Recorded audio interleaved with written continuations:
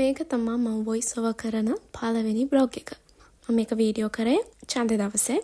උදේම කිරිපත් හදලා තිබ්බා. පෙරදිරින් හිම කවුරුත් ඡන්ද ඉල්ලුවේ නෑ. නිකන් ඇදුවේ. උදේම ඡන්දේ දාන්න කියලා හිතුවා. මොකද එදාට මට බෝඩිමට යන්නත් තිබ්බා. ඒ වැඩ ටික කරගන්න ලේසියින් එතකොට. පොඩිමත් තිබ්බේ නෑ. ඒක නිසා ගිය ගමම ඡන්දේ දාලා ඉවර කරන්න පුළුවන් වුණා. ඒ වැඩේ එතකොට ඉවරයිනේ. ඔයාලටත් ඉන්නවද විනාඩි 5කට හරි අපිව දකින්න හම්බුනේ නැති වුණත් අවුරුදු ගානකට අපිව දැකලා නැහැ වගේ හැසිරෙන බවුවෙන් කාලා පිළලා ලෑස්ති වුණා බොඩිමට යන්න. මේ තමයි අපේ ගෙදර අයිතිකාරයා වගේ ඉන්න පුස්පැටිය. පැටිය කිව්වට මෙයා දැන් ටිකක් වයසයි. මම මේ දැන් ගියාට ආයේ දවස් 2-3කින් ආයෙ එන්න ඕනි. මොකද වෙසක් තියෙනවනේ. මම මේ වෙසක් එකට ආපු පාර තමයි මේකට වොයිස් ඕවර් එක කරන්නේ. ඡන්ද සීසන් එකත් ඉවර වෙලා වෙසක් සීසන් එකට එන්න උනාම තමයි මට මේකට වොයිස් ඕවර් කරන්න මතක් වුණේ. මේ හරිය ඔයාලා දන්නවද? දැකලා ඇති ගොඩක් අය.